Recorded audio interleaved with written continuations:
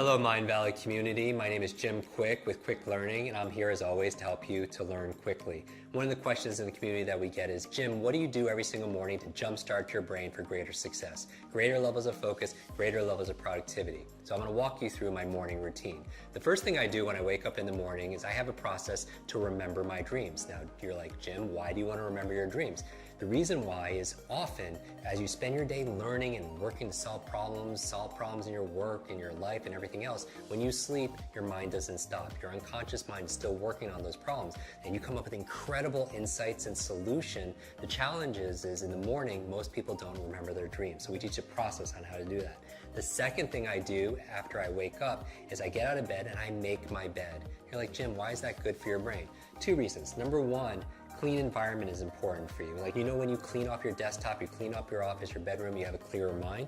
The second reason why is I want to start my day with success, because how you do anything is how you do everything. So you start with excellence. Take 2 minutes, make your bed, and it's really great because when you come home at the end of the day, you come back full circle, back to success. The third thing I do is I drink a lot of water.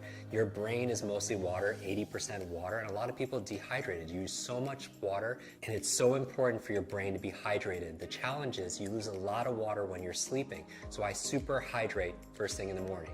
Then what do? I brush my teeth. You're like, Jim, why do you brush your teeth? How's that good for your brain?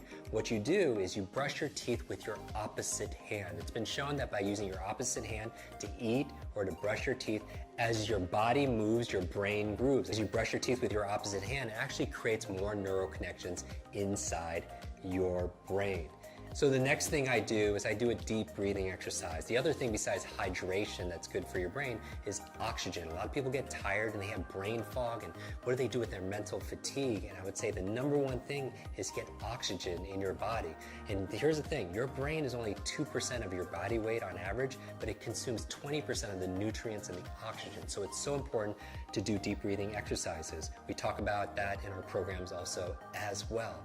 What's the next thing I do in my morning routine? I make myself some tea. I make what I call a brain tea. It has gotu kola, ginkgo biloba, it has lion's mane, it has some essential fatty acids that are there. Really good ingredients that boost my focus and my memory. Now, as I'm drinking the tea, what am I doing? I'm actually journaling. Because if you want to boost your brain power, it's important to take notes.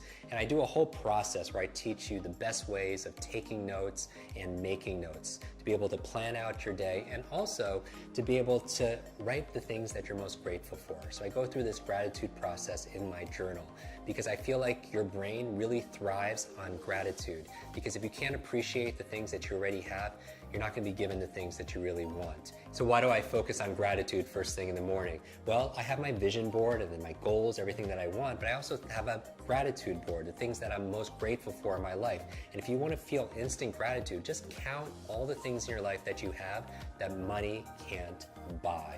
Gratitude is also good for your brain. There was a cover story on the cover of Time magazine on these super nuns who are living 80, 90, and above, and I want to find where's their longevity coming from. Half of it had to do with their gratitude, emotional faith. The other half had to do with they were lifelong learners. So those two things combined are very, very powerful.